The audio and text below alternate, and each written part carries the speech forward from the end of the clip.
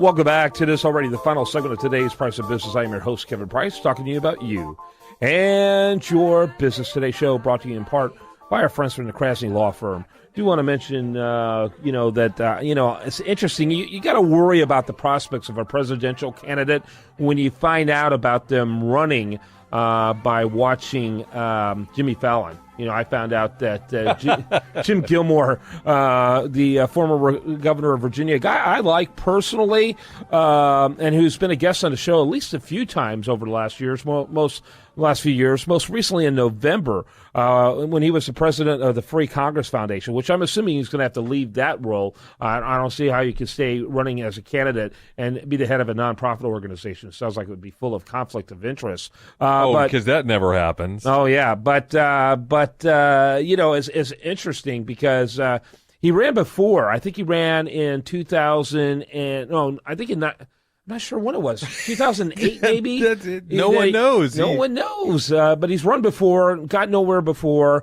But it was interesting, and this was telling. And almost immediately after the interview, and we're going to play the excerpt of that interview with me and Governor Gilmore here in just a moment.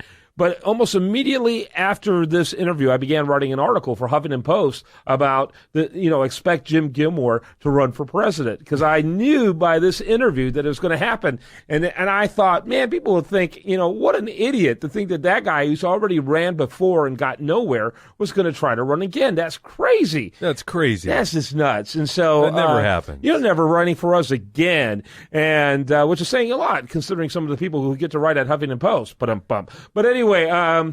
You wanted the. Thank you very much. Thank you very much. But anyway, so I decided, I nixed the idea. I decided not to. But sure enough, Jimmy Fallon told me just over the weekend that he is, in fact, running for president. Right. And here's that interview that made me kind of know intuitively, that this was going to happen.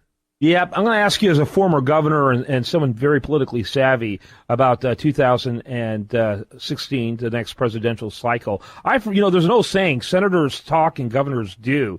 And there's a lot of very articulate U.S. senators, but I, for one, am looking among governors as potential presidential candidates. Is there anyone out there that you think that you'd like to see get some traction? Again, not wearing your Free Congress hat, but as someone who I know also votes. Well, I think that people who have been governors, and I've been a governor, yes, sir, are used to the executive challenges of putting together budgets, making sure that you're really looking after the people within your state, and actually get that skill in governing. Senators certainly know a lot, or they see a lot at the federal level, but a lot of it's just grandstanding. Whereas governors don't get to do that; they have to govern their states and be accountable for what they do. I have not at this point seen anybody out there that I'm happy with that is probably going to grow the economy. There's a lot of scattered thinking out there, but I'm determined that in 2016 that a program be offered to grow the economy of this country, get wages up and people employed, and I'm going to do everything I can do to make sure that these programs go into effect in this environment and in 2016. Yeah, and so there you have it. And it was pretty obvious to me. I've been doing this stuff for a long time, and when you can't even throw a simple compliment to one of the many guys that were already making it clear, there was at least 9 or 10 making it clear they had intentions in November of 2014. He couldn't throw a bone to any of them, right. Sigmund. I mean, It looked pretty obvious. By the way, for those who don't remember, he ran in 2008. And they don't even remember who you're talking about at this point. Yeah, Jim Gilmore, governor of Virginia.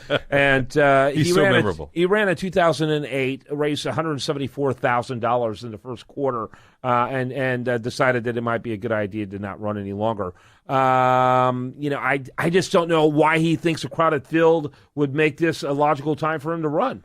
It may just be because he really thinks that he's got some ideas that he wants out there on the stage to talk about.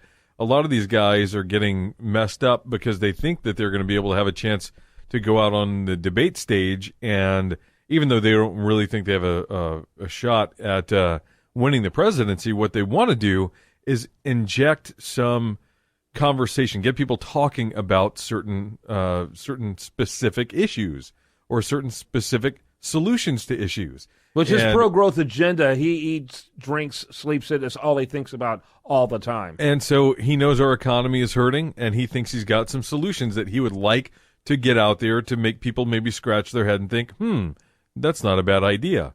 Now, the problem is the debate setup is not going to allow all comers.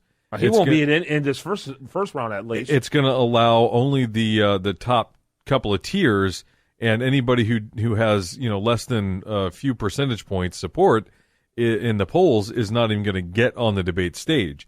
So at this point, you got to wonder, why is he even bothering with the rules that are in place? He's not even going to get a chance to to get up there and throw out his 2 cents. Yeah, he's going to be doing the Buddy Roemer campaign. You remember that? The former governor of Louisiana came on the show a couple of times. I think he only raised 2 cents. Yeah. All these guys. All these guys. These guys have a lot. Let me first of all just say that I like this guy.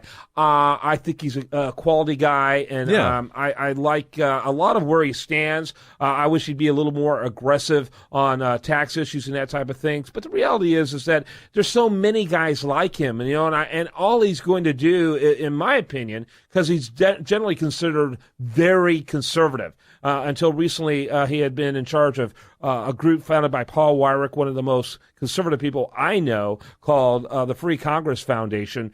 And, so all he's going to do is dilute an already overly populated conservative group. Yeah, it's flooded, isn't it? It's flooded. It's super saturated. The ground can't hold any more water, and then you've got a flood. And that's kind of talking about the GOP side of the equation. I think that a lot of these guys hear from their close circle of friends and supporters that, man, you've got so many great ideas, you really ought to run. And they begin to believe it. They begin to believe that they're what the nation needs. Yes. And let me just tell you a little interesting tidbit. As much media attention as Donald Trump has received, he has not earned any real money from anyone. He hasn't raised any funds. He's got like $1.8 million raised, and I think $1.6 million of that is his own money. So you're talking about he's raised about $200,000 from outside investors. Yeah. Outside donors. And, when he's publicly saying and having a parade that he's worth $10 billion, roughly $4 billion more than what Fortune is reporting, people are going to just look at that and go, why are we running a check for this guy? Yeah. If you're so rich, you probably don't need my money, so I'm not going to send a check and or money order to Kevin Price. I'm not going to send you any money if you're so rich. And it's at some point he's going to have to realize, oh, wait a second, maybe that's not the best strategy. To talk about how wealthy I am. I mean, it's not to mention shows just a bigger chasm between him and the person who's most likely to vote for him. That average voter that he really is trying to, I think, market himself to. He's very interesting in the regard that because he is so basically crazy about what he'll say and he'll get into feuds with people, and he comes across as somebody who'll just say whatever he wants to. He actually comes across as a populist. Mm-hmm. As rich as he is, he actually comes across as somebody that everybody can say, you go tell him, Donald. And that's why he's getting support. Yeah. It's not that, he doesn't relate to the everyday Well, plus person. he's a celebrity in his own right. I mean, people have watched his show for years. That's a good point. How many are showing up to see a celebrity rather than see, a presidential candidate? Yeah, I mean, and how many are showing up to watch two trains collide rather than a presidential candidate? It's definitely like a train wreck. His whole campaign has been a train wreck. Yeah. But you know what? So is everyone else's. A lot of train wrecks out there. Name one candidate that's had a really good go of it so far. Oh, Jeb Bush has been brilliant. Yeah, it's been actually painful to watch. Actually, Bernie Sanders has had a great go of it so far. Considering so little to work with. Yeah, Bernie Sanders has had a great go of it so far. Yeah. Hey, I saw an article in Huffington Post that said Lincoln Chafee literally has no support. Come on, I'm sure Lincoln Chafee is supporting Lincoln Chafee. Yeah, exactly. Is his mom still around? Probably not. It's sad. It's sad. But people are donating cheese for the Bernie Sanders campaign. Cheese. Gotta love it. That's about all they can do. Yep. All right. When we come back tomorrow, we're going to have much more for you. I do want to remind you the show continues 24/7 at priceofbusiness.com, and the best content here is at usadareview.com. Like them both and follow them on Twitter.